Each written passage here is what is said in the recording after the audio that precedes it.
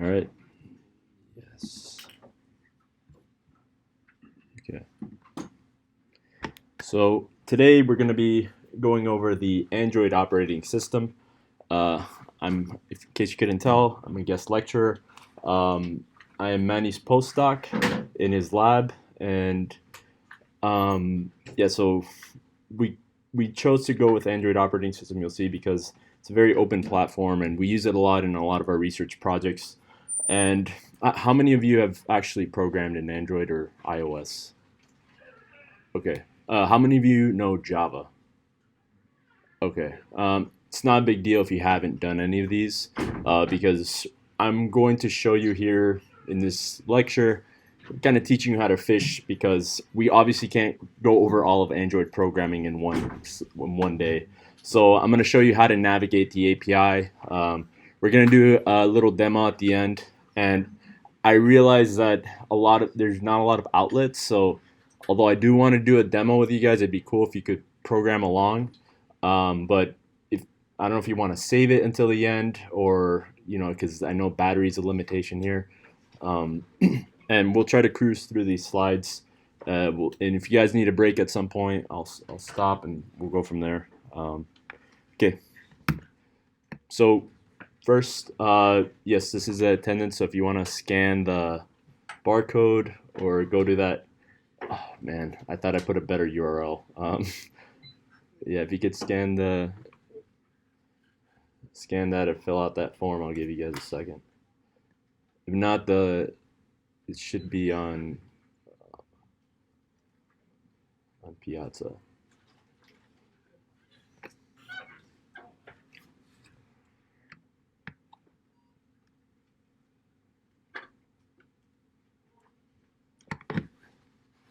Okay, this is actually a shorter version.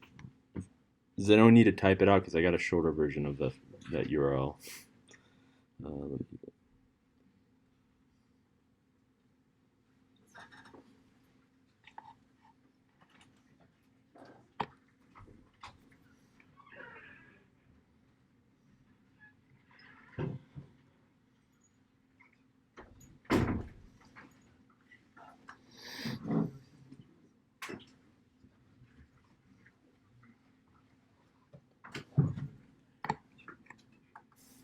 Okay.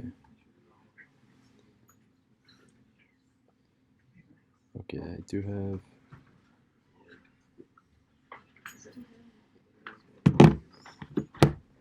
All right, so everyone's good to go? Yeah? Raise your hand if you need to stop. All right, okay. All right, so in the last, it's only been a decade really where these mobile phone platforms have shown a lot of promise for across a lot of applications.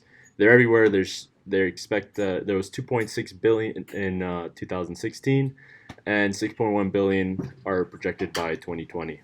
And they now have multiple processor cores, so they're very powerful. And there's multiple ways to communicate and interface with them. And you'll see what you could use touch, speech, or haptic feedback to interface with them. And then they also have a whole bunch of built-in sensors to communicate and interface with, to measure motion, orientation, environmental conditions.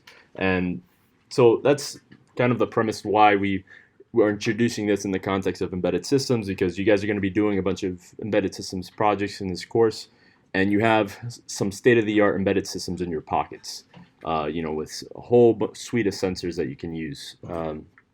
And then they also have a whole bunch of radios on them, not only for communication, but for sensing proximity and nearby objects. So, for example, the Google Nearby API doesn't need to be connected to the network to detect that, okay, there's a device right there. It actually uses some environmental noise that's around you. It actually generates some acoustic signals, and we could dive into that later if you'd like.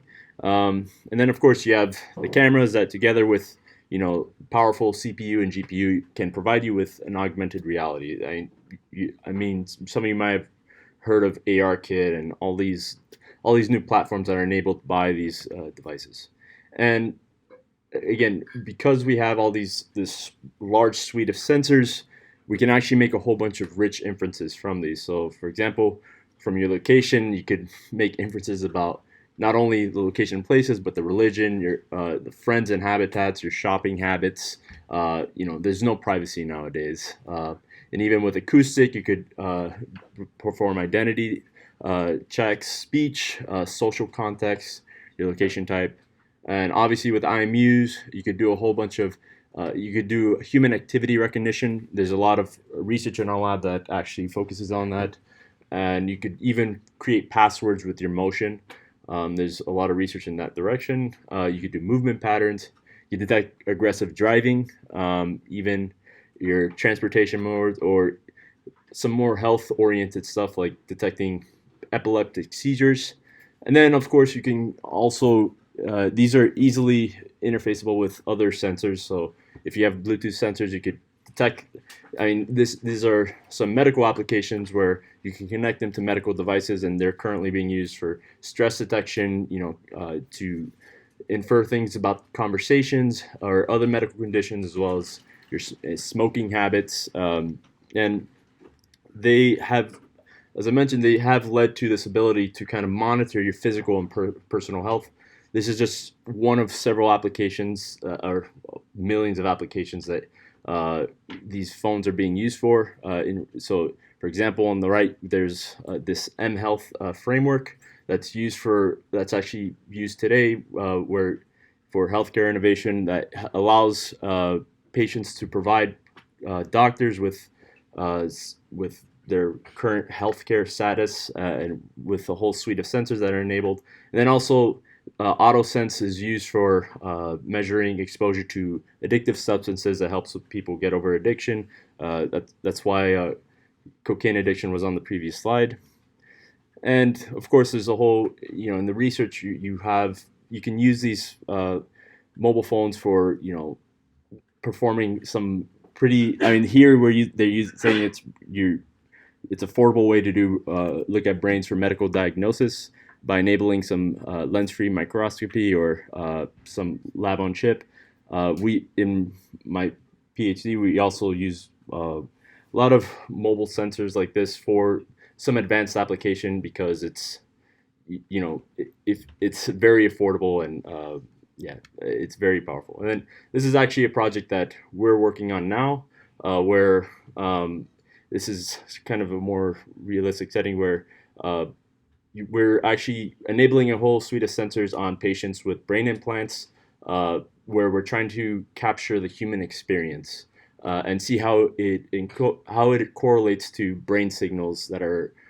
So we have epileptic patients that have brain implants, and you're monitoring the hippocampal activity, and the goal is to see how brain encodes particular memories.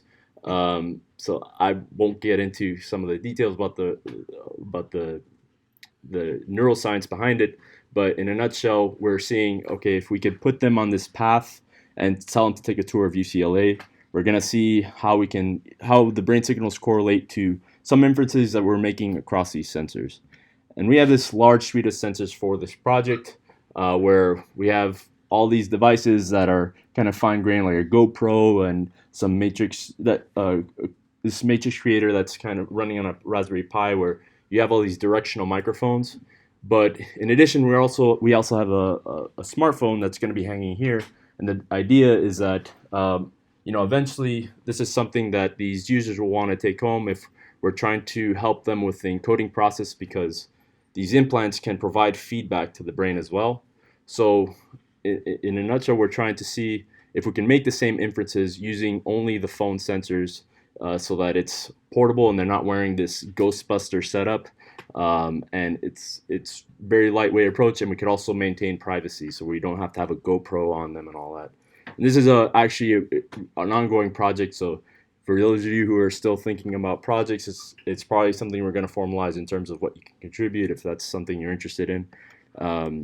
And we also have other projects that are using these mobile phones for in this same context, we're still using just mobile phones to see how we could do localization of people. So when you're walking through buildings, for example, you can't use GPS to localize them. So we use other sensors such as the IMU or what Wi-Fi access point you're connected to try to localize yourself in this context and keep track of where you're going. And you can see how that's important when you're trying to infer, the human experience. And then, yes, there's a whole. This is just one more example I'll give where you can do this mobile collaborative computing. This was a project out of MIT where they essentially relied on these mobile phone networks to detect and track the states of traffic lights. I don't know how much I trust it, but it was a pretty cool project where they showed how they can make inferences using using the camera signal and all these other sensors of the car, and provide feedback to the control loop. But it's a cool proof of concept, but it's a affordable way to help with providing a self-driving car solution and all that. So, and then finally, this is an area of interest for me, at least, where there's also the Android in the Internet of Things. So there's, in addition to the API for Android, if you know the Android API for mobile phones, it's very, very similar for the Internet of Things. So you could program a whole bunch of different devices. And I am personally interested in how we can expose certain services of these IoT edge devices to see what types of inferences they can provide us. I'm just, if you guys are thinking about projects, these are just things to keep in mind, different platforms you can use when you're trying to make some embedded system projects. We could do some cool stuff. We're going to throw a whole bunch of ideas at you, so stay tuned for that. Okay, we'll take a little bit of a deeper dive now into actual mobile platform. Yes, it was initially developed, a little bit of history, it was initially developed by Android and acquired by Google, and the OS was released in 2008, which seems like forever ago, but it was actually only 11 years. And okay, now this is outdated. It should be, we're now on version 10, not version 7. Sorry, I thought I had updated this slide. But it does support, Linux-based systems as well as ARM, MIPS, and x86, and now all the IoT devices that I mentioned. And it's open source under the Apache license, and more importantly, they're written in Java, which doesn't. I don't think you need to know Java for some of the for using the API. It's pretty straightforward. The Android Studio is pretty nice. We'll get into that in a bit. But there's also, I don't know if any of you heard of Kotlin. I don't know how to pronounce it, but that's the other language that you can use to write Android apps in. And it's meant to be easily integrated with the Java virtual machine and all the compilers. You could in Android Studio, you'll see that you can convert Java code to Kotlin and vice versa. But today we're just going to focus on Java just for simplicity, so it's not confusing. But if you go to the Android API, you could see it everything, all the source code, all the reference documents you have a Java version and you have a Kotlin version. By the way, feel free. I know it's pretty high level now, but going forward, if you guys have any questions or anything, just let me know. And yeah, so this is the market share in 2018. Android made up 75% of devices. Even though everyone has an iPhone, people forget how many different distributors of Android there are, as well as internationally it's very widespread, and you also have much more affordable platforms on Android as well. So that's why it's so widespread. And so we'll go through actually some of the evolution of Android to kind of see how things got motivated. So, at 1.1 this was the first Google phone. I don't know if any of you had this or if you're too young, but yeah, so they opened source right after passing the first initial test. And so this Android came out around 2006, 2008, whereas the first iPhone was introduced in 2007. And yeah, it had a whole bunch of vulnerabilities. It was very unpolished. It was very, you could compare it to the iOS at the time. It was very clunky, and had very limited set of features. And then in 2.x, they made the search more easy, and they put a lot of effort on the speech recognition. And so, I mean, early on, I remember it was pretty robust, and they had this just-in-time compilation technique that made apps perform 3 times faster. Um, and then this they call this the version we don't not speak of 3.x. They had a whole bunch of issues, and this is actually around the time when Apple introduced iPad, and it was really all about the tablet market at this point. So they had a whole bunch of Android tablet OSs that were pretty clunky. And then from 4.0 to 4.3, I mean, this was I remember when I was doing my master's, this was a pretty robust platform, and a lot of research was done on these platforms. And they had support for LTE technology at this time. They redesigned the UI; it was much nicer than before. And this was right when the Apple iPhone 4S came out, and they had a stereoscopic 3D smartphone. And also Google Play services came out around this time, so you could download a whole bunch of apps in a unified way. And around 4.4, this was when the Nexus phones got really popular, and the Google Glass came out, and it supported some of these Android platforms. And then in 5, Lollipop, they had a lot of material design, and they had Android runtime, which was another 3 times performance gain.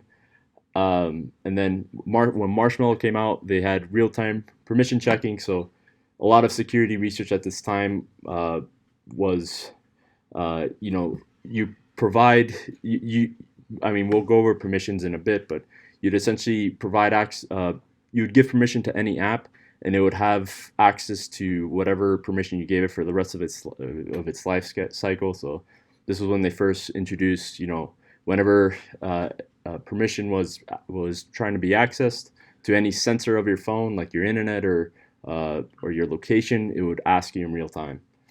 And yeah, and then in 7, they had the split screen functionality, and you can see, Pokemon Go came out around there, and they had these more granular permissions, where they were fine-grained permissions, and they redesigned the UI. And then Android 8, things started getting more interesting. This was as recent as 2017, where you had picture-in-picture, and they kind of focused on the execution limits of the background. But also 8.1 is where they started introducing the neural networks API. So that's when you could do some inferencing on the edge, and this is when the AI revolution really started taking off. And also the AR Core library came out around this time to do some augmented reality apps. And then the last couple of iterations, they have some minor UI updates where you had like some tap into gestures, and some smarter battery, and they had notch support for those phones that have the notches at the top, and they have it was called Pi, so because they had these slices and app actions. And Android 10 didn't have any fancy name, but they enabled dark mode, which is cool, and they had focus mode, which allowed you to kind of, if you wanted to focus. How many people have Android in here? Android phone. And are you guys up to date on these latest ones? Okay, cool. Yeah, and so then they overhauled the permission model. I just briefly. I don't have an Android. I was briefly looking at this, but it essentially they completely changed the way that permissions are managed in the latest version. But more, I saw that Android 10. I was updating these slides before this, so I mean, I could give a better overview of the overhauled permission model if I had more time to look into it. But and when you deploy an app, there's a whole bunch of players in this ecosystem. You have the distributors, like the OEMs that are kind of developing all the hardware of these phones. You have Google, who's kind of collecting all this data and providing the OS and everything. Obviously, the consumers. Then you have the freelance developers that are developing third-party APIs, third-party apps, and then you have these monster app dev houses that are kind of dominating the market and purchasing a lot of the freelance apps that come out. And they describe this as an hour-style architecture, where at the top you have the application developers, and then in the middle, so you have this open source project, which is the operating system that it's only maintained by one entity, and then the hardware developers are also very widespread. So that's why you have a large group of people at the top, a large group at the bottom, and a single entity in the middle. And this is a simplified overview of how the architecture looks like. So at the top you have the apps that you deploy, and then you have the application framework that enables the APIs that you use. So if you want to access any sensors, or even the basic classes that you override, this is enabled by the application framework. And then you have the Android system stack and the Linux kernel. And still simplified version, but a little bit more granular, is you have the application layer, the Android framework, system services, which we'll go into services in a bit, and then you have some Java core libraries that provide you with some core functionality that you'd use it when developing any other Java applications, and obviously they have the Kotlin version of it. And then here you have your Dalvik runtime and Android runtime. This is your virtual machine that runs all these devices, just like a Java virtual machine, for those of you familiar with Java at least. And then you have a whole bunch of other systems. There's these toolbox, some native daemons, and native libraries and this hardware abstraction layer that interfaces with the Linux kernel. And so this is kind of the most recent set of releases. We kind of went over them, but you can kind of see the API levels. And it's important to note this because you'll look at the versions and you'll see later on that when you're developing apps, you'll have to specify the minimum requirement for a particular app. So if you want to say that, okay, I know that only certain functionalities are enabled at Marshmallow, then I want to say the minimum API level for this app and anyone loading this app is going to be API level 23. And that's something to keep in mind when you're doing these apps. And generally, a good model is to try to make your app as robust as possible, because if you're developing and you're trying to deploy this on the Google market, you want as many people to be able to download your app as possible. So but it's a trade-off, because there's also new APIs and new things available. The further up the ladder you get.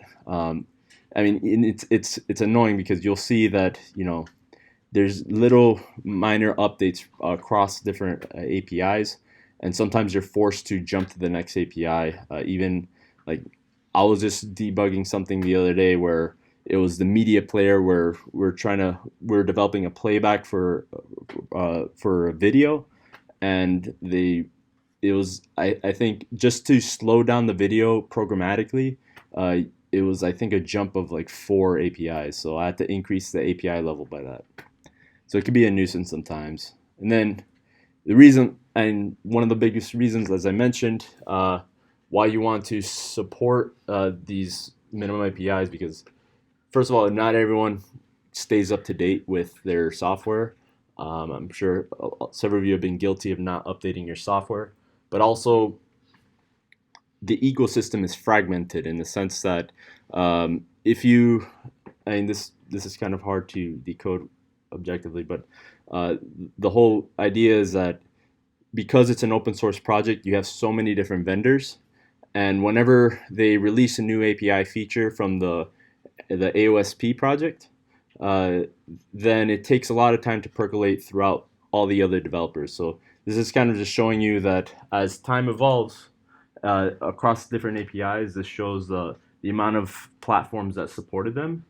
So obviously this was 1.0, but as you can see, it kind of whenever the API is released or comes out, it starts from 100% support and it just kind of fades. It kind of fades away.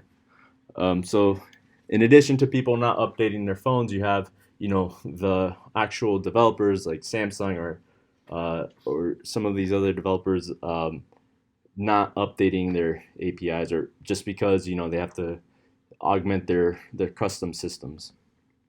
And so you can see here the difference. This is not an advertisement for Apple, by the way, but I feel like this presentation is coming off that way. But you can see that iOS, for example, this is the amount of people at the time when iOS 8 came out. It was supported by 85% of devices, whereas only 13% supported up to iOS 7, and then only 2% supported up to anything before that. And when 5.1 or Lollipop came out, only 2.6% of the devices supported it, and whereas there's a whole the next biggest majority was 4.4, which is two versions before that, which was 39.3%. And then this is all the different Android screen sizes at the time. So you can imagine that not only when you're developing these these apps, you have to worry about, okay, how many phones will support this app, but also how is my app going to look on all these different devices. So these are a lot of design considerations that come into play when you're doing this app development. Yep. In the previous plot, was the white line just the percentage of the maximum used Yeah. OS? Yeah, I think it's just like an average. It's just like kind of going like the average supported devices. I think, yeah. Yeah. Do you guys use React Native at all? Because then it would work on iPhone and So I've seen that. I've seen Corona SDK too. I mean, we personally I don't. But yeah, there are a lot of platforms where you can kind of develop it on. It's third-party platforms where you can have this general API, and then you could deploy it on both iOS and Android, and some of them are very powerful.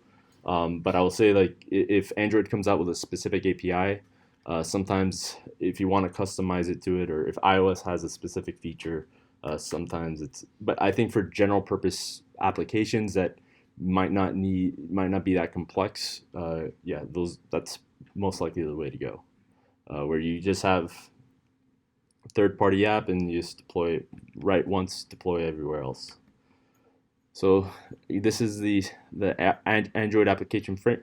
So we're going to kind of go through some of these components, starting from the Android application framework, and in particular, we'll talk today about activities, services, content provider, and broadcast receivers.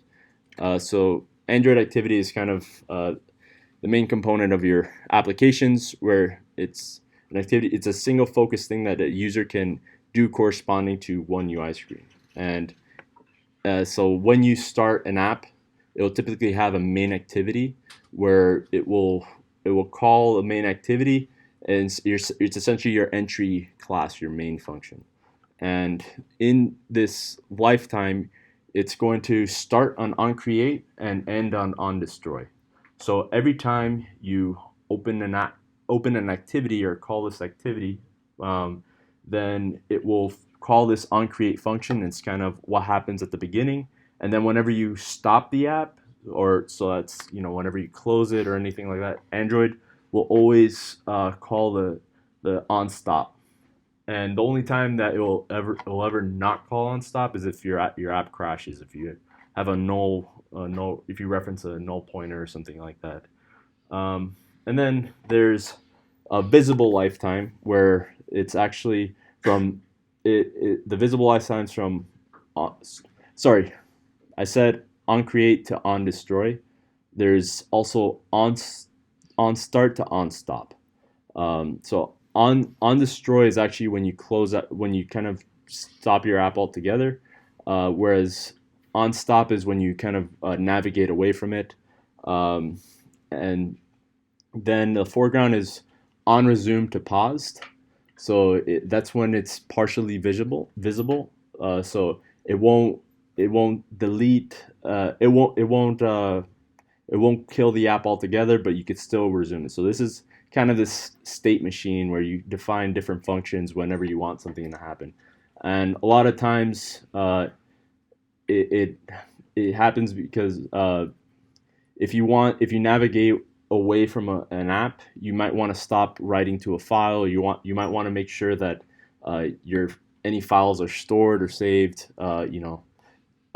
It's just a way of safely navigating to and from these different components of your app. And this is a brief skeleton of the activity, and you can see, you have a declaration of the package that you're using, and we'll get into packages in a bit. Normally this is auto-generated, but you could think of packages as kind of a file structure. And import is just like in Java. You would have to import different Android classes, and then you have this public class myActivity extends activity, and this is actually there's it's not activity anymore. It's, I think by default it's app. I forget the name of it. It's app compat activity or something like. It's a implementation of activity, but it's the same concept. And the whole point is that you extend the base activity class that kind of defines some of the. It's an interface class that defines what needs to be implemented, and for your app, the base class, the base function that you need to implement is your onCreate. You need to tell it, okay, when I get an onCreate, what do I do? Because by default, it'll just destroy everything. It'll delete all your resources and all that. So this is called, normally, actually nowadays you have to call override. So here you could, it's just like in Java where you can either call public void onCreate and you're overriding this function, and you call super.onCreate. I think by default now it actually does this automatically, but the whole point is that you're calling the superclass to do the generic work for parent activity class, and then this is kind of the stuff that when you create a new file, when you create a new project, and it will generate the main activity and everything, and then you'll call. This is kind of the main point is you'll get set content view, and it kind of tells you what is the XML file associated with my main class. And I could show you very briefly if we go, let me exit this. I could show you in Android Studio. Let me open a new project. So if you open a new project, now it's pretty nice. You could say basic activity, empty activity. Generally, I like to do empty activity because all these other ones might add some functionality, but they all have their benefits. But when you generate an empty activity, then you could call it my application. We could say, okay, test application, and you could specify the minimum API level, like I mentioned. Everyone see that okay? Is it too small or anything? And then the language, I'm choosing Java, but you could put Kotlin if you want. If you want to get brave and play around with a new language, that's your choice. And then we finish, and now I have my new test application. So you're going to have this file structure. So I remember I mentioned that your package is essentially kind of like a declaration of your files, of where this resides in your file structure. So so this main activity here is automatically generated, and it's in com.nestle.test application. I can't spell right, so it's actually something else. So yeah, by default, it generated all those three main functions. It generated this onCreate because it's required, and we're overriding it because we're overriding the parent activity class, and we're calling the super onCreate to kind of handle all the basic like all the default activities, and then it's setting the content view. Let me see how I'm doing on time. So for the main content view, you actually have, we'll go into these in a bit, but you'll also, so you have your Java classes and you have your resources in the res folder. And I'm not going to go through what all these mean because typically what we'll focus on for today is the layout. And layout has all your XML files for your different activities. And you'll see later people use values for strings, color definitions, and styles. All these have their own functions, but we'll focus just on the layout for today.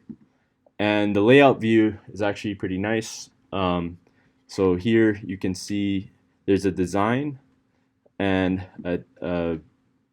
so the design actually doesn't show anything because it's small, but you could see here there should be a hello world, I think, if I could get it to show nicely.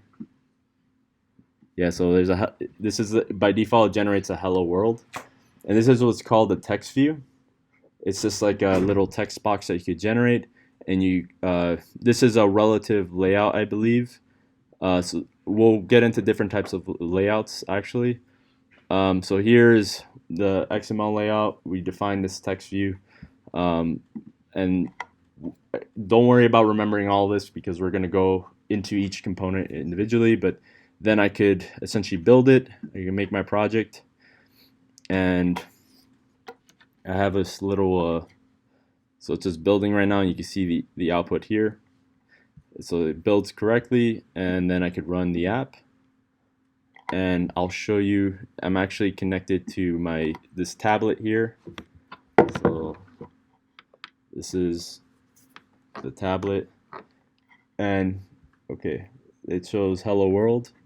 So I'm using this new app called Visor. It's just showing what's going on this tablet here, but there might be an ad every so often, so I didn't buy the premium version, but you just have to deal with that.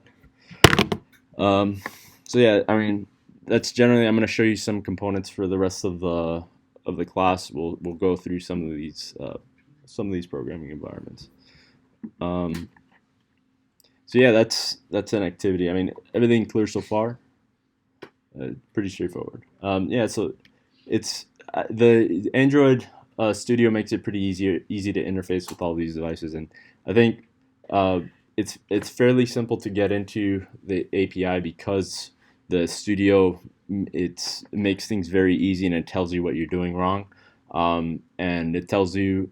We'll get into the build scripts and all that later, but it's really nice. And later on, I'll show you because the emphasis should be kind of how we interface with those sensors. So we'll get into the sensor API in a bit. But yeah, as I mentioned, views are essentially the GUI controls. So I showed you a text view before, but we could also have an edit button, edit view, or a button. So if I go back to, I'll show you an example in a bit. But if you have an activity window, typically consists of views and view groups. So you could have, for example, lists, or it's hierarchical, where you could have a layout where you can have nested environments. So for those of you who have done GUI development, it's just like any other GUI development. And they could also be set either statically, where you can use that little editor, or you could programmatically generate views or add to your GUI. You could generate buttons.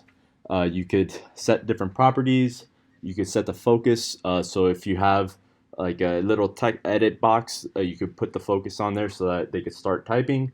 You could have an event listener. So the most common event listener use is when I click a button, and we'll get into event listeners in a bit.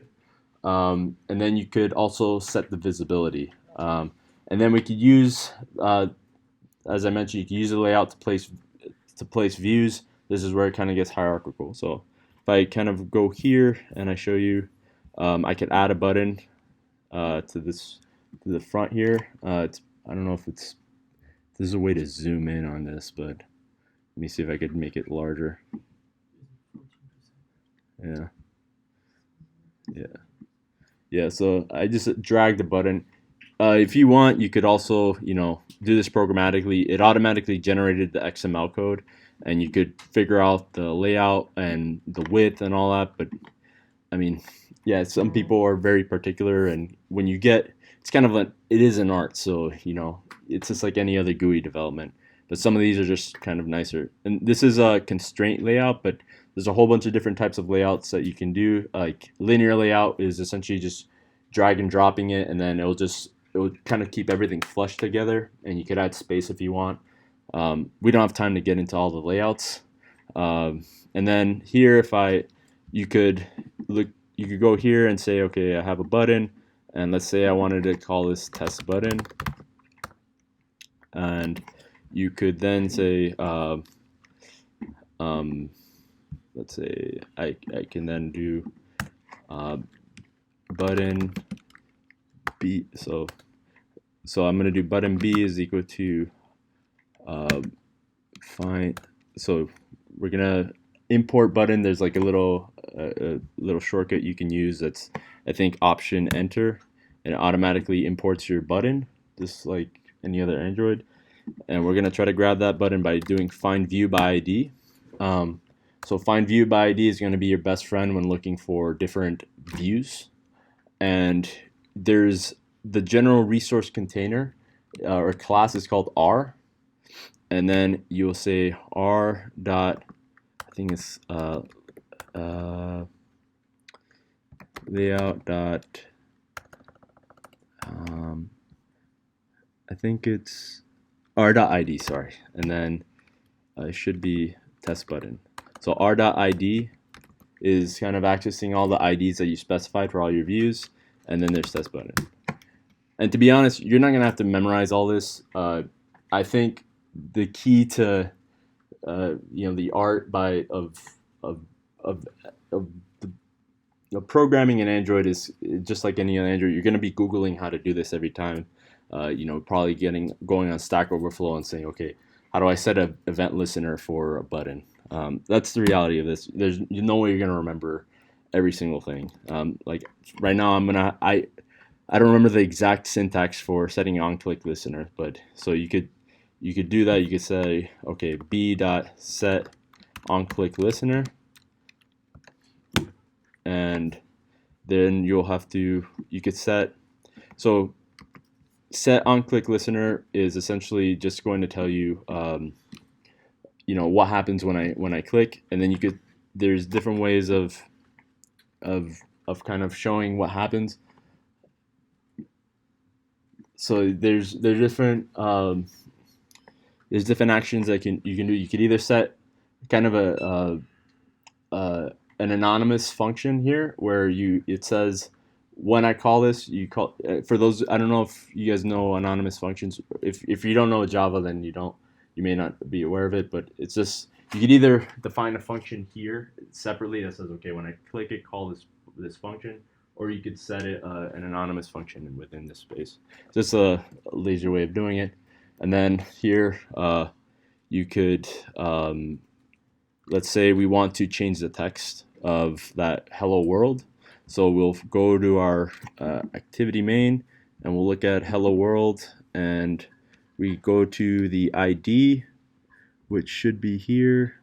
Okay, ID will be text view hello, and then here we can come back to our main activity and say text view. Actually, we could set this up here. View TV is equal to find view by ID r dot ID dot text view hello. So we're just grabbing that text view, and you're gonna have, for all the types of views, you're gonna have classes for them that implemented, and then you can say TV dot set. There should be like some set text, and you can set it to some string, and you can say we changed it. So here,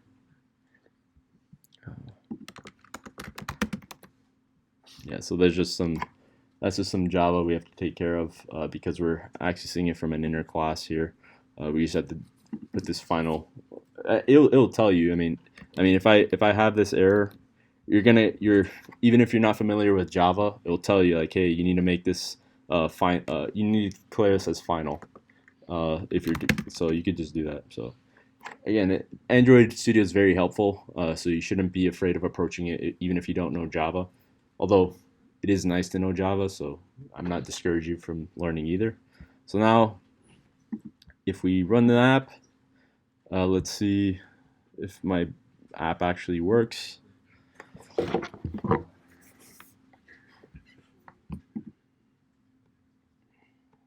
It's just building. Okay, so the button kind of came out at the top left. Okay, so we changed it. It was a successful demo. All right, so that's just an example of how you can, add some new views and then set some event listeners. But we'll get to a little bit more detail on that. Everything clear so far? Any questions about anything? Or yep. Sure. How did you connect the Android phone to the IDE? Oh yeah. So it should. So when you install, we'll get to the installation part in a minute. But so when you install Android Studio, it should automatically do that on certain platforms. So if you're on Mac and Linux, usually it automatically installs those platform development tools.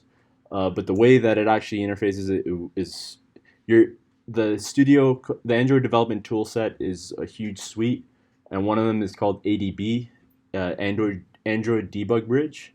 So it's this binary that comes with the whole development environment, and it's how you kind of load it. And if you want to, if you want to program on the command line, you could use the debug bridge to load different APKs and install them on your phone. I like to use it sometimes, and it's nice to look at. A lot of us probably use the command line, so it's nice to look at the logs of the phone as well. So it's a very, very powerful tool that you'll probably use if you get into this.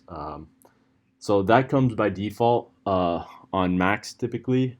At least when you're installing it. So you can then, for example, this is a very, very, very brief tutorial on ADB, but if I say, so ADB has it's a whole command line function, and if I say ADB devices, it actually shows the device. And to actually, I should also point out that in order to interface with your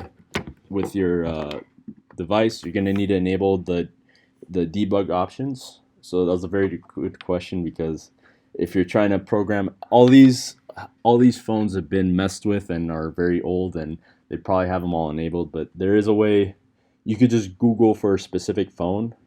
Whoops, wrong one.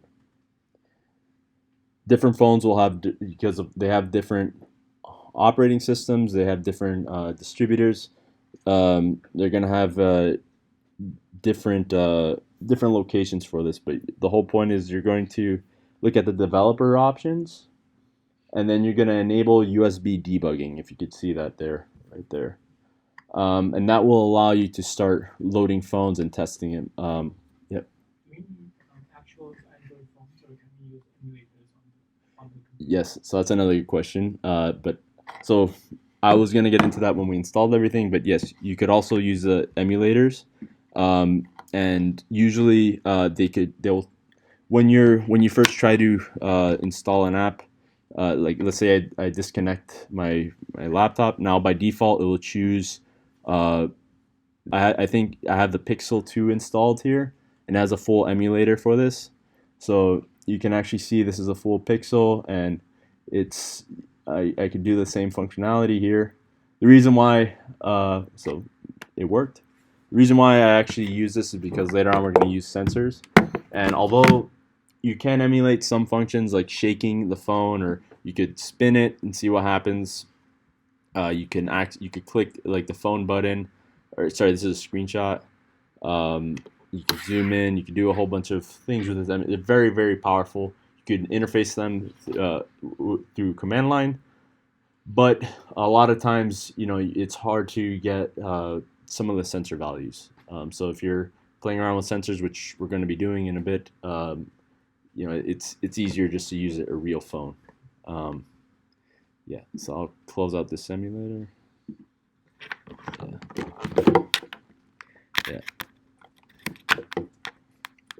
Yeah, so I was just really just showing you guys how some of this would look like, so put it in context.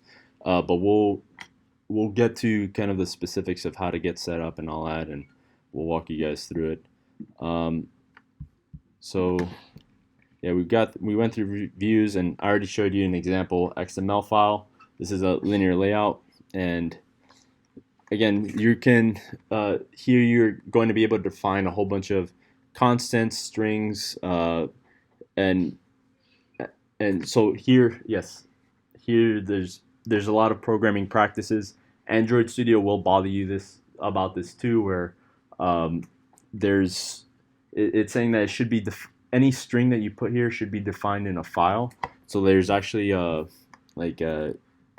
of the things I kind of hovered over. There's a values file, the values folder here that has a strings XML file, and you could essentially define any strings. And this is, I mean, for good programming practice, if you have any constants, like any titles that you're using or something like that, and you want it to be changed, you don't. It's the equivalent of hard coding anything, right? So yeah. And same thing for colors and all that. You don't want to hard code these things. We're doing very simple baby apps right now, but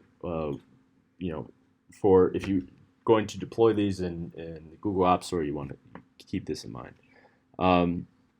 So yeah, this is we'll go briefly over material design, where it's a comprehensive guide for the visual motion and interaction design across these platforms. And started around Android 5.0. And it provides you with these design guidelines for the dimensions, layouts, fonts, and all that. And it came with a bunch of themes as well, and that you can use, and you could customize these style themes, and that makes it very easy if you're. The themes are actually pretty nice. So if you saw the app we just developed, they actually had a nice little bar at the top, and it just makes it. There's light and dark themes as well, but it just before when back in my day when we first started Android programming, it was just literally a white screen that had nothing on it. So it's nice to have these default themes and all that. And this is just an example of how some styles might be defined. And you could check out more at that link for the material design. So that was kind of activities and views. And another important component that, again, we'll have to briefly go through because we can't cover all of Android in one day, but this is a services. So services are just kind of like any asynchronous tasks that you need to run. So typically there's anything that doesn't really require any interaction with the user. I would say some example reasons why you might want to run a service is you don't want it to interrupt the GUI. For example, if you're trying to download a file from the internet, like an image, you might, instead of just freezing if you were to put those processes in the activity, any very long processes, it's gonna just freeze up the UI because it's just gonna be tied up in that. So you want to throw that to the background, and you could use what's called they have default progress bars. So whenever you're downloading something, you see a little spin wheel. So they have very nice API for that to kind of update those progress bars. And there's a whole class of progress bars you can use. And yeah, as I mentioned, they run on the main thread of the process, and you can use async task it's an asynchronous task so that they don't block the main thread. And there's three forms of services. There's the foreground, which performs any operation noticeable to the user. So for example, I'm sure you guys use like Google Maps or you're playing a phone, you see a little notification. And the reason, these are kind of significant things that are interacting with the user. And in the background is the other type of app that you could, whenever you create a service, you kind of set these properties, whether it's a foreground, a background, or the bound service as well. We'll talk about that in a minute. But the background is essentially just constantly running in the background, and it doesn't really return a result to the user. It kind of just updates some data, and it continues running even when the user isn't interacting with the app. So this might be just something that you might be monitoring, but you might ask the question, okay, why don't we just make everything foreground? Or why would we choose a background or vice versa? So issue with, we'll get to it in a bit, but background services can get killed off if you have a lot of apps running, whereas foreground are always going to stay alive as long as they're running. The only issue is that they're going to be prominent, and you don't want your app to always have a notification. It's going to look like malware on your device. And then you have the bound services, which essentially only work when they bind to other components of a service. So they provide this kind of client-service interface that allows components to interact with some particular service that they're providing, and they only run as long as the other application that's bound to it is running. And this is kind of the life cycle that you can see where generally for the background and foreground services, when you call start service, you have the onCreate just as an activity, and then you have onStart command, which typically will run a thread, and then you'll have a service running. So you guys have done threading before, right? I'm assuming, so, and then when the service is stopped by itself or a client, it will go to onDestroy. It might get killed by the system itself. And then bind service is similar, where you have onCreate, and then it says onBind, which is analogous to onStart, and then it'll say the clients are bound to the service, and then whenever they unbind, they go to onDestroy and all that. So they have a slightly different life cycle than the other services. And this is a skeleton. We're not going to be programming any services today. Just we don't have time. But this is just showing you that it says before you have the onCreate, and then here you would have a thread, a new thread, so you could call a run whenever the service is created, and then you could define it onDestroy. This could be defined as a function just like any other threading programming that you're doing, where instead of run, you call some function that might run whenever the service starts. And so we went over activities, we went over services, and this is the other kind of big player here, is a big component of this application framework, is content providers and resources. So we kind of have dived a little bit into the resources side of things using, you've seen the R class that kind of maintains all those resources. But content providers, which we can't get into just because of time, they essentially store and retrieve data and make it accessible to all applications to make it persistent. They allow you to manage and access a structured set of data. So normally, for those of you familiar with database management and all that, the most commonly used interface for this is the SQLite database. They have a really nice API where you can essentially develop SQL queries for any content that you're storing locally on your system for your particular application. And it essentially also externalizes the resources from the application code. And I would say, as I mentioned before, you have these resource classes that allow you to access your images, your strings, your layouts of all your XML files in kind of a structured way. And they're mapped by the SDK tools into an ID, which is kind of what we showed before, where you do r.id. And yeah, this is a static class, and it can be used to get any resources. So yeah, this is a wall of text, but I'll try to go through this briefly to just discuss the inter-process communication between apps. So the main idea is intents, where they're kind of this high-level use of the binder inter-process communication. And it's essentially a way to pass messages between activities and services and broadcast receivers, which we'll talk about after this. And they contain this abstract description of what you're trying to do. To pass along data, so you can not only send an intent to start some activity, but you could also package it with some messages and information. and they allow for this late runtime binding between components in the same or different applications. And there's two types of intents. So the first is explicit, where you can really specify, okay, I really want a specific activity to launch. This is my intent. So when I start this intent, start this explicitly. And then there's the implicit ones, which there is no explicit target. You kind of say, I want some particular service, and this is what we'll get into in broadcast receivers, where it's kind of like if some of you are familiar with pub sub environments. It's kind of saying, okay, what services are available to me? I want this general service, like a camera service, and there might be multiple apps that implement it. And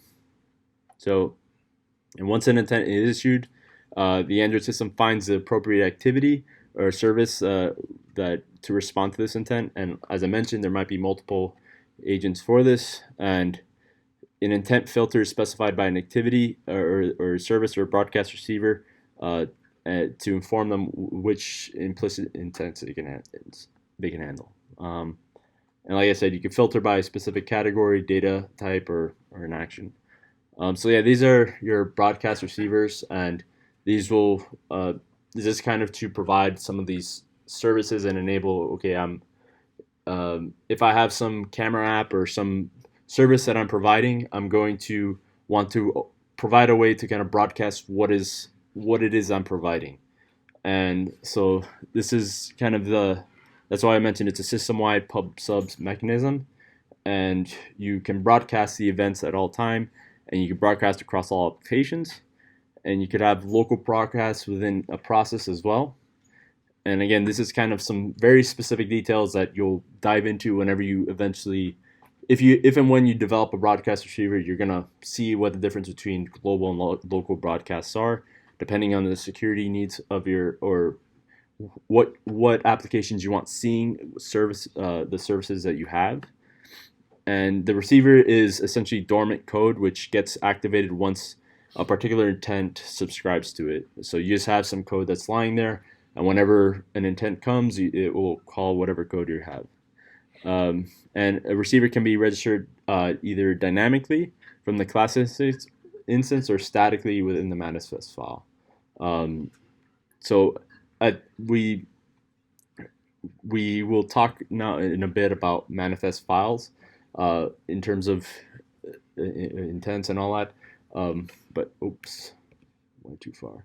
And then finally, you do have power management and wake locks. So as I mentioned, power management is designed to kind of enter or suspend the state, and it can forcibly stop processes from running to conserve power or memory in some cases. And there is a way of providing wake locks where you can prevent the system from killing it, so that if you're in a low power state, for example, if you go into low power mode and you want something running constantly, like some foreground service, or you can specify that these specific wake locks.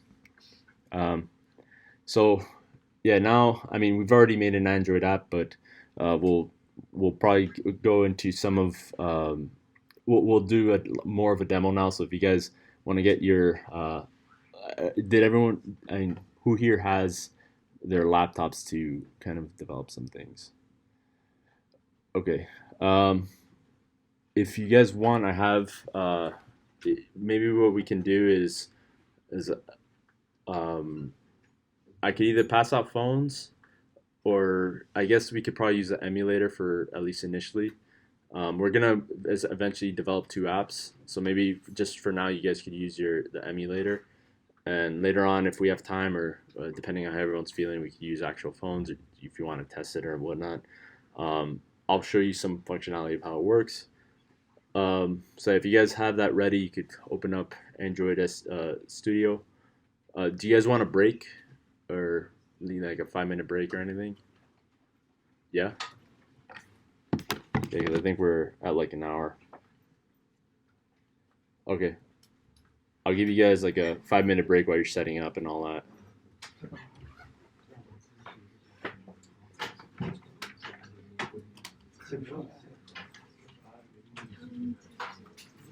Where'd the demo Do you need to import anything or any setup specifically there? No, you can Whenever use do not import settings. Yeah, yeah, Just want to make sure. yeah. It should be fine. Okay. Now, are you gonna be a TA for this guy? I don't think No, it doesn't no. have TA, right? I don't think it has a TA. No, I'm just like a guest lecturer. We do have like our lab comes up with like project ideas. So I think what will happen is I'll probably throw a bunch of project ideas, and if people accept my project, I'll be their mentor for it. Oh, That's cool. about it. Yeah. Okay. So you can send you email and stuff like Yeah, of course. Yeah. If you want to brainstorm about ideas too, I'd be happy to do that as well. Oh, yeah. Sure.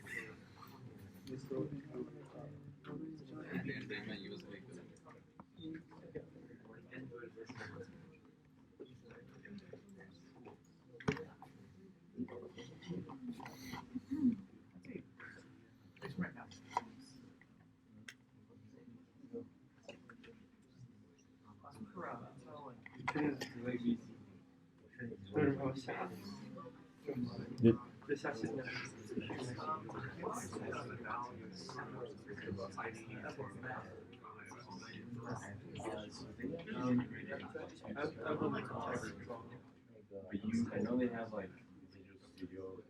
I like the software that people I don't develop in and stuff like that. I know it's fairly straightforward. They do like Swift and all these other language, they have another language. It's fairly same object.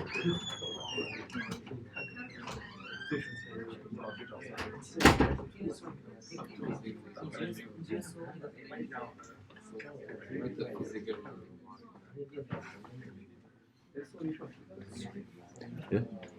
How did you do this? That Yeah. this app works Yeah. in the phone? Yeah. So you have it Windows.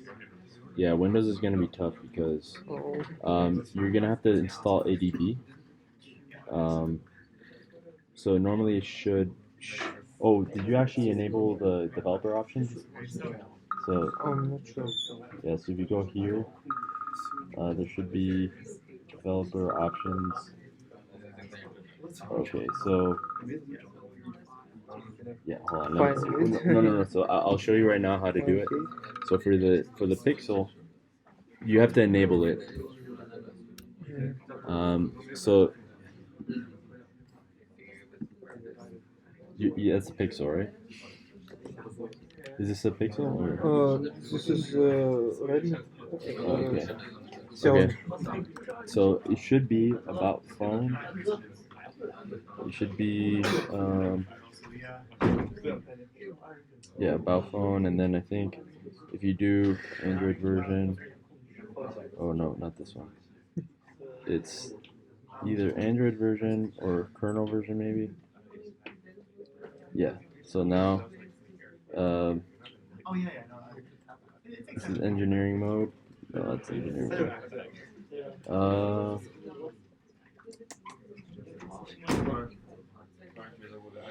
Hold on, let me Google it. So it's one of these where you have to keep clicking.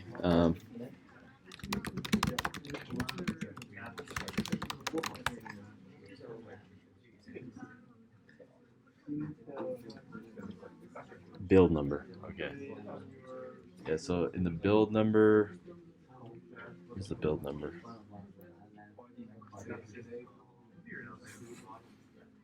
There should be a build number somewhere.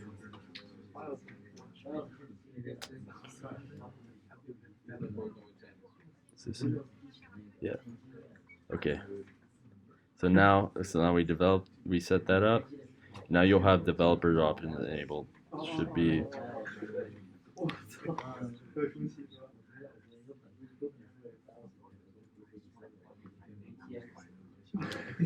All right. Maybe something isn't enabled yet.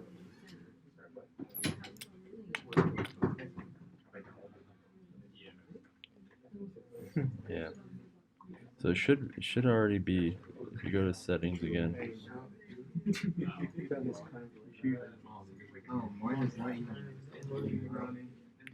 There should be developer options. Oh, the same thing?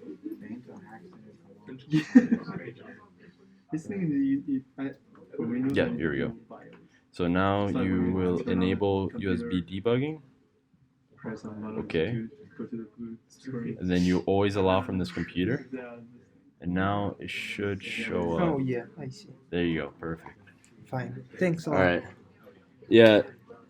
So there's a if you guys are working with Android phones or if you want, there's a whole process of enabling developer options. So you have to go to your settings, and different phones might have specific settings, but you essentially go to your settings, and then you go to about phone, and then there's a build number, and then you click on it 7 times, and then it enables the developer options. And then from there, you could enable your developer options.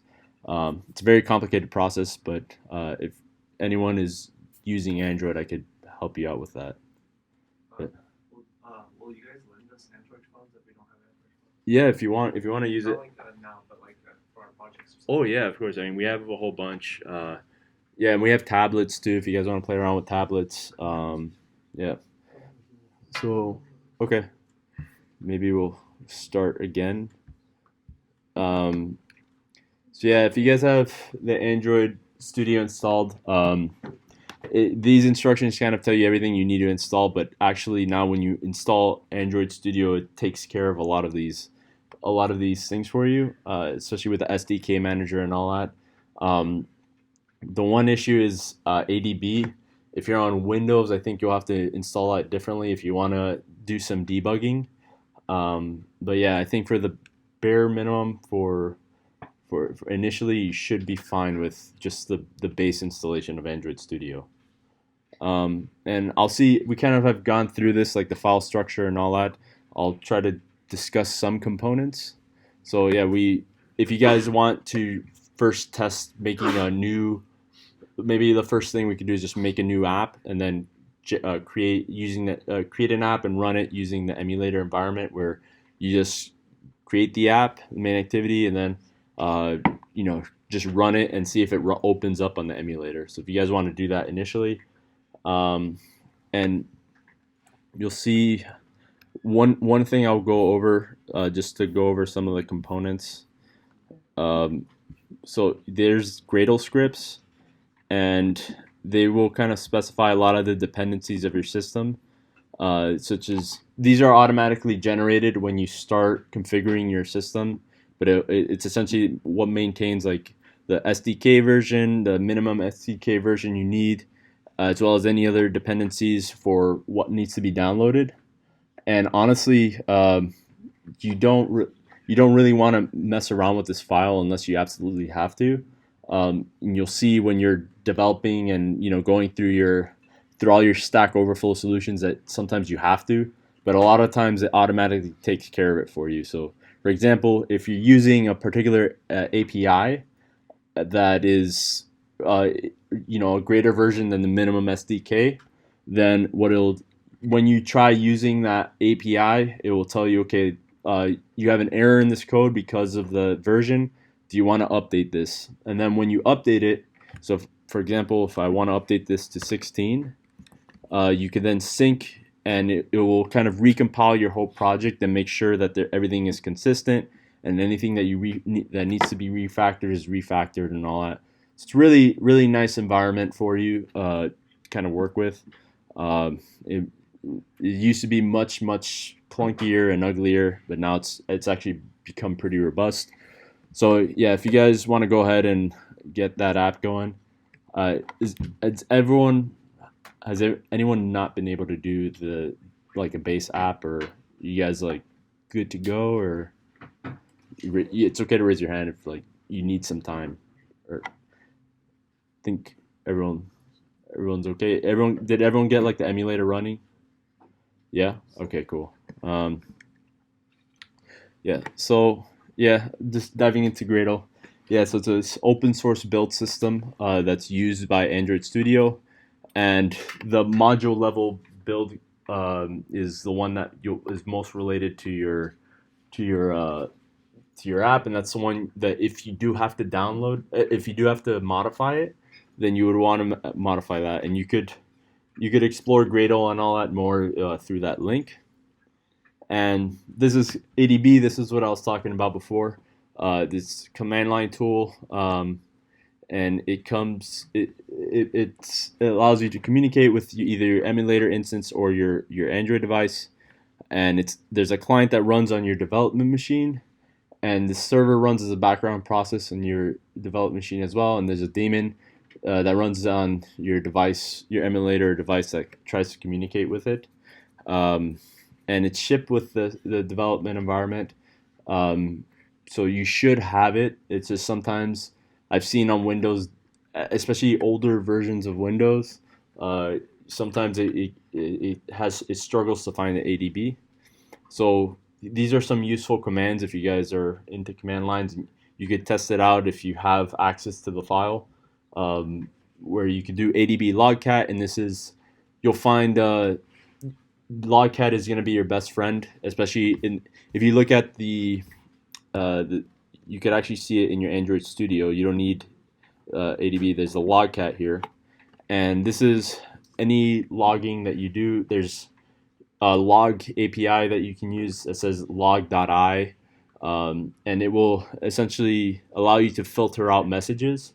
So you could verbose is just parse out all your logs, but you could do debug messages, or you could do info if you just want to provide some info, warnings, errors, all that, just like any other logging that you do. But this is a nice little API to kind of filter that out. And then devices that's going to save you a lot of headaches. So whenever you're playing around with the phone and you realize there's nothing's going on, why isn't it attaching? You could see here it will give you a lot of information on what's going on with your device. And I think one of the biggest, so if I go ADB devices, like I mentioned before, it says it here, but when you attach your phone, first, if you don't have developer options enabled and USB debugging, you're not going to see it. And second, if you do have those enabled, you'll see as soon as you plug it in, it'll ask you, do you want to trust this computer? And you have to do that unless you check the box and say, always trust this computer forever. It's going to ask you every time. And if you just exit out or you don't actually provide it access, there'll be you'll see a restriction on it, and that will cause you a headache. And so just for future reference when you're programming these things. Yeah, and then you could also whenever you generate an APK, which is actually APKs are the application packages that are generated whenever you want to deploy your device. It's kind of like the binary files that stores everything, that all the resources and everything you're using. Then you could do ADB install. So we use that a lot in our lab because if I'm developing an app and I just want to ship something easy to somebody else that's that wants to use our app, then we could just push it instead of forcing them to compile it and all that. And shell allows you to start a remote shell in your device because these are essentially running Linux operating systems. So you could also do a shell and navigate the file structure within the device. And then pull push can pull and push files to and from the device, which is nice whenever you're, especially in some of these research projects that you're doing. You're going to be generating some CSV files or some sensor measurements and all that. So it's a very easy way to just pull all devices instead of having to email it to yourself or whatever. And yeah, you could, as I mentioned, you can monitor the ADB monitor embedded in Android and Studio. It's very, very convenient, and you could look at that link to explore all the functionalities of it, or look at the man page if you want to do that. And we'll briefly go over the permission framework. It's obviously evolved a lot since the beginning, but it's essentially a way to manage how particular apps can access different types of sensors. So, for example, you could have, by default, an app's not going to have access to anything, any of these sensors. So if you wanted to use location or the camera or the microphone or even the internet, you would have to request that permission, and then that's when you as a user you'll see, okay, do you want to allow this device to use this permission? And then they have these. So Android 5.1 had these install time permission checks where developers would declare these permissions, and the user would accept the permission or not. And if they accepted it, then that app would have permission for the entire duration of that it was installed on the app. And whereas in Android 6 you had runtime permission checks where they would request each permission separately in code, and the user can allow or deny each permission and can revoke it as well. Okay, so with that, we'll probably try to do some demos very quickly. I'll try to walk you through them. So in the first demo, we're going to actually see how we can access the accelerometer and then to do crash detection. So if I want to just detect that I'm moving, well, the first step will be just to see the device moving and see those values, and then I want to see if it crashes into the object. And the intuition there is that I should have a sharp change in the acceleration if I see that. And then finally, I just also want you guys to kind of see how you can interface with another sensor like the camera app and then take values from that sensor. So we could go ahead and start with the first one. I think when you're doing these projects and you want to access the sensors, I would say this motion, you could go to use Google, Android sensor API, and they have this sensors overview, and it will give you a very, very good overview of the structure of all the sensors, and in particular the motion sensors, position sensors. For the most part, it's a lot of the inertial movement sensors or GPS, But you could also see how you can look at the camera and all these APIs. And for the most part, you're most likely going to be, you're most likely going to be, Googling it whenever you want to use a particular camera or a particular sensor and all that. So I can show you, for example, we could show, let's see, what is this? If I'm just going to show you guys another very brief example. I mean, you don't have to code this, but I want to show you. No, it's not this one. Okay. So we have this app here. This is, for example, how you would call an intent. So this should be, okay, this is actually the second activity. So this is the main activity. So this is an idea of how, if you guys want to have multiple activities, it's not going to be really part of the demo. So this is just an example of how you would navigate between different activities. So if you have like your main interface and then you want to go to the second page that might have like your sensors and all that. So here in my main activity, I'll have this layout, activity main, and it would have some buttons, and I might add, if you could see it. So here we have this text view that says "Welcome to Android Development," and then I added an edit box, and you can navigate the different views here. These are some common ones: switches, buttons, image views, text views, all that.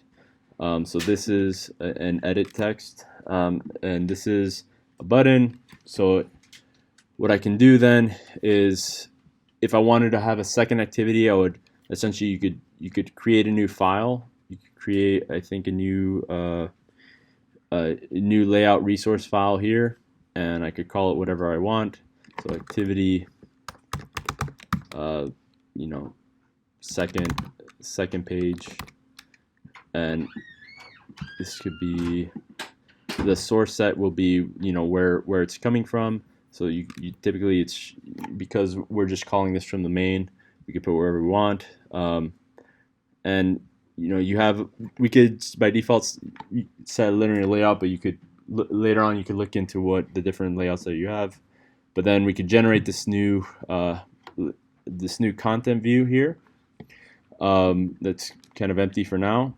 And then from the main activity, you would have to create a second activity here. Like we could, for example, if I wanted to create a new activity, you'd go to new and you could say, okay, create activity. There's you could have Java classes, you could create whatever you want, but here we're going for the activity, and here I would want just probably an empty activity here, and I could call this second activity example.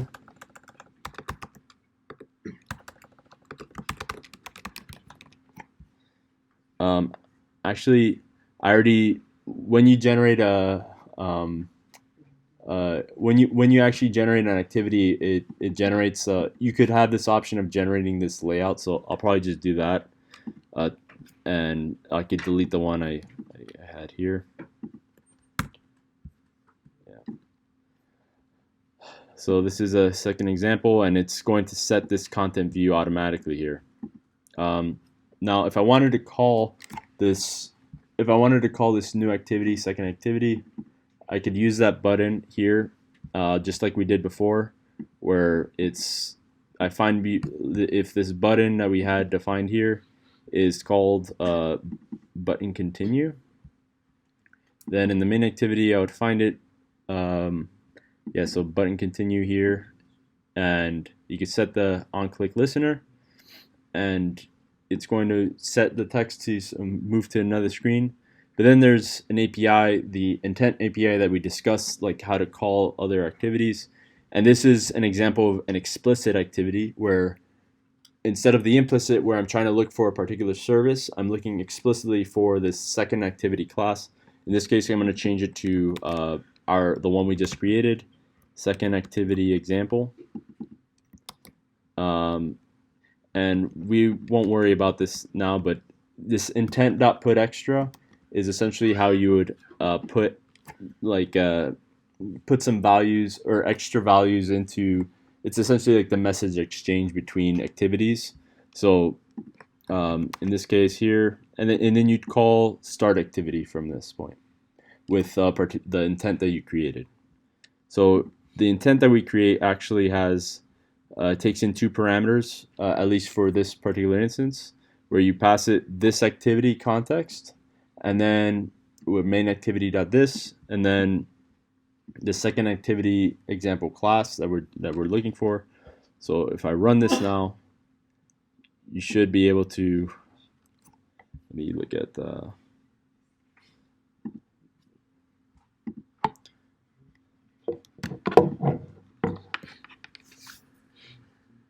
So this is going to be running. It's building right now. It takes some time. Okay. So now, if you guys can see it, if I press continue, it's going to go to the second activity, which is blank for now. But I could add a whole bunch of things.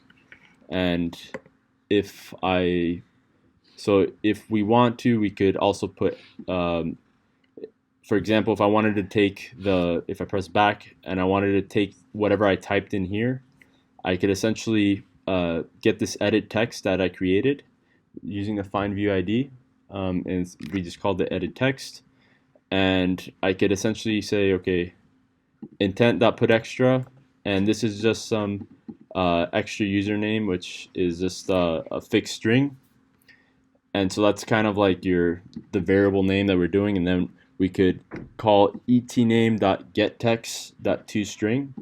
So that's essentially a way of grabbing the text from that view. So, and a lot of times you'll see that there's some intuitive ways of kind of seeing this. If you have this edit text, I could just do .getText, and then it won't be because it takes a specific string. You just have to make sure that it converts to strings. So this is an example of how we would pass messages between intents, and then you could. So I actually have an example here of how we would do that. So there is when you call onCreate, there's a way of getting. You could use this function called getIntent to get the intent that called your activity, and then you could actually call intent.getStringExtra. So anything that was passed to you, you could get string extra, and it's going to be there's going to be a key associated with it where we stored that we defined in the previous intent in the previous activity, and then we're just going to set the text to whatever message that is. So here, if I call instead a second activity.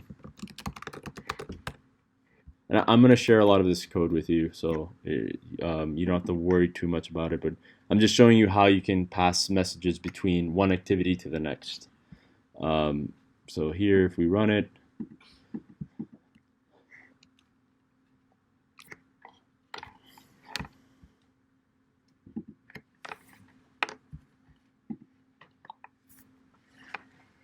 so yeah, this is, if I could change it to whatever I want here, name, so I put Lewis, and I put continue, it will show welcome Lewis here. It's just editing this value here. So that's an example of just passing text. Now, going back to the original goal of what we're looking at is we want to provide a way of accessing the sensor values. So you can actually take Google, the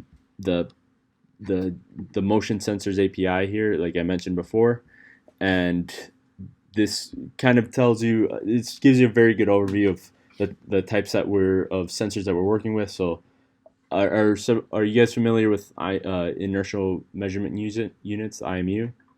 So it essentially consists of the accelerometer to measure your acceleration, in the XYZ plane, and then it also consists of a gyroscope, which measures your roll, pitch, and yaw.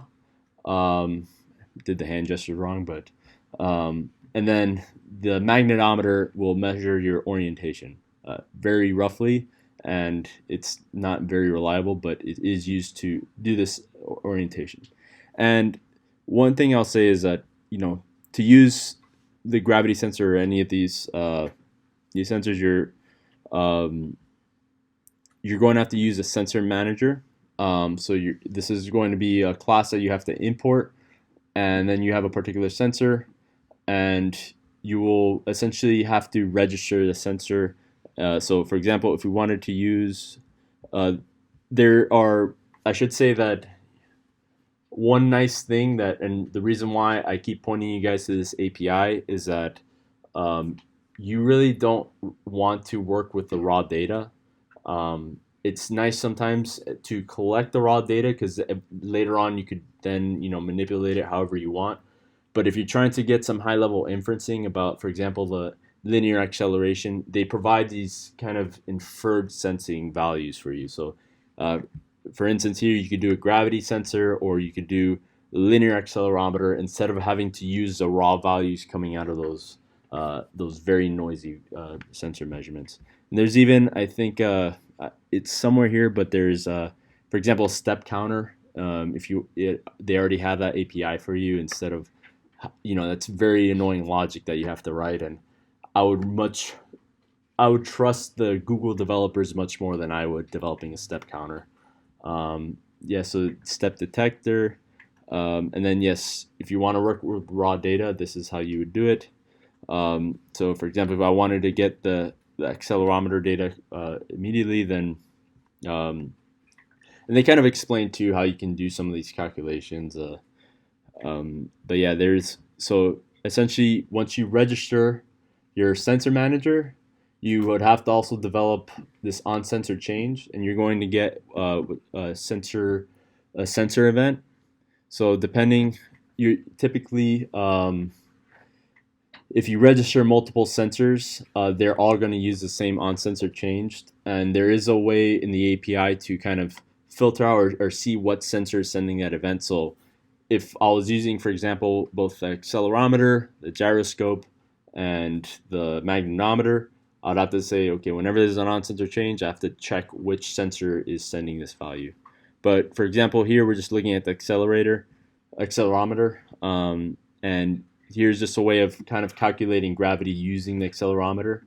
So you would access the event values. You're going to have this little event here, and it says event.value 0. That's going to be your x value, and this event.value 1 is your y value, and this is going to be your z. And you could also calculate the linear acceleration, which is already provided for you. So again, looking at this API, you could actually see, like, if you have this, depending on what sensor you specify, you could look at the type accelerometer, and you'll see what the sensor event data is here. So this is, it will tell you the units of measurement, the acceleration force along the x-axis, acceleration force along the y-axis, and acceleration force along the z-axis. So I think for the sake of time, actually, I think we're running short. I'll probably just try to demo it for you how this would look like, and I think we will share the code with you and all that. So if we go to the accelerometer, it's okay. This is okay. It's right here. This is not it. Have it open somewhere here. Okay, here we go. So here you could see I get my sensor manager, like I said before, and you guys can see that okay, or let me see if I can zoom a bit. So here I'm just getting my sensor manager, and then I'm getting, for this case, we're just going to be detecting a crash. So we're just going to be getting the accelerometer. We don't need to get the roll pitch out. We just want to measure, like, okay, there should be a big shift in acceleration whenever I hit a crash. And then I'm going to get the default sensor for that. And this is an example of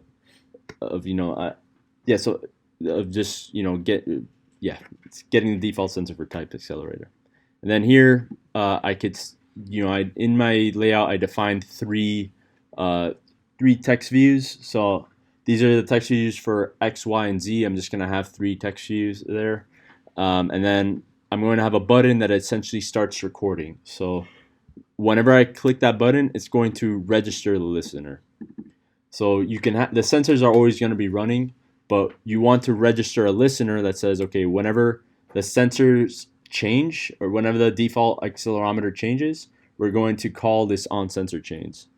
So it would take in this second activity, this acceleration sensor that you got here from your sensor manager, and then here is the delay. So if you want to specify the frequency at which you're sampling a particular accelerometer, I think delay I just went these, but they have you could look at the API and you could see, okay, what's good for different types of movements that I'm trying to do.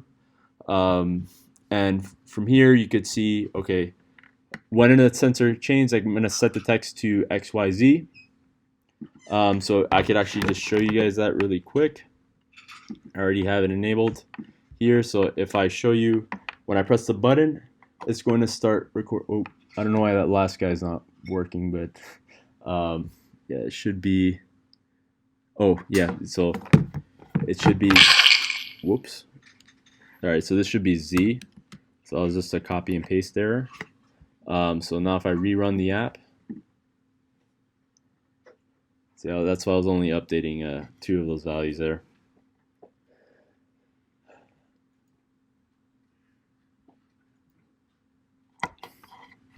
Okay, so let me show you this again. We're going to continue. If I press the button, okay, we're going to get all these.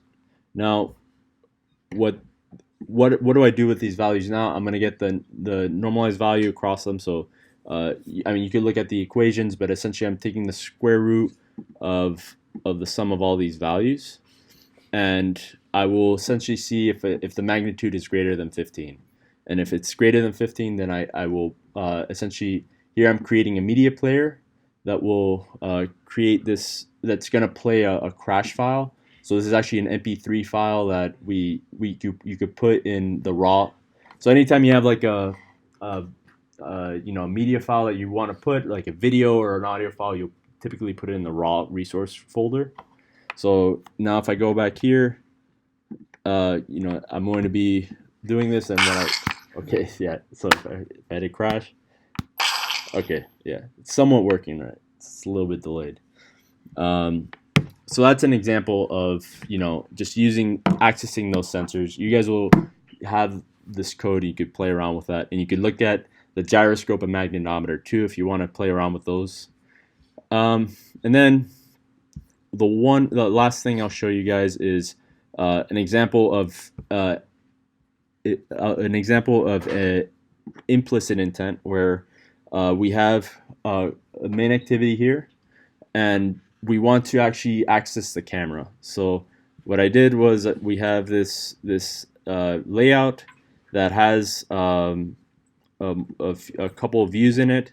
It's just going to have a button that's going to be take photo, and then you're going to have an image view. So this is actually it's just another class where you can load images into it, just like in the API, and we could put whatever we want in there. So then what I could do is go back to my main activity, and I could set, okay, I have image view here, find view by ID, r.image view, I have my button, and for this set on click listener, I'm actually just going to create an intent just as before, and you're going to see that it's going to force you to put it in a try catch clause to catch any exceptions. If you're not familiar with Java, Android Studio will tell you that you need to do that. And here we're setting an implicit intent where we're saying, okay, I want to actually this. So this is a media sort action image capture. So we're just creating this camera intent, and then we're going to create a camera request. So and this is different than before because now, before we just called start activity and we kind of just said, okay, call second activity and let it do whatever it wants. But here, because we're calling it camera, we wanted to take a picture and return a result that we could put in our image view. So there's a way of saying, okay, start activity for result, and then when you would then have to create this on activity result. So that anytime you get a result from or the activity returns, you would get you could specify a request code, a result code, and the data that it's passing you. So again, remember that apps use the intents to pass data across each other.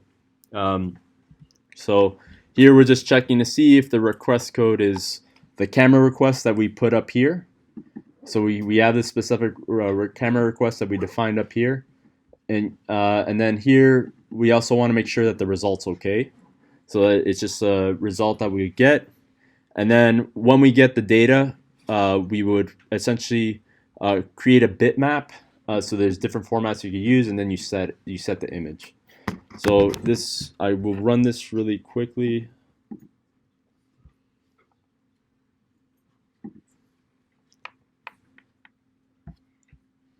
Should be running. Okay, and yeah, so then you can just take the photo, and it'll call a camera. This is, so obviously I didn't do this, so I'm gonna take a picture of myself, a nice little selfie, and then you see it there. So you guys will have the code for all this. You can play around with it, change it, do what you want. And if you have any questions, just let me know. And yeah, it also, again, I kind of threw a lot of ideas out here. We're gonna give you guys a lot of ideas for these projects. Yep. If we're using emulators, I'm guessing you don't have access to sensors or cameras. So there are, I'm pretty sure there's a way where you can use like the camera of your computer. There's a way to rig it. Yeah, it's gonna be a little bit trickier though. And you could emulate like shaking, especially I know Corona SDK, which is the one that uses that you could deploy both Android and iOS. I know that one has like shaking capabilities. But yeah, generally, you know, if you want to work with those sensors, it's best to use it on the phones you're actually going to use.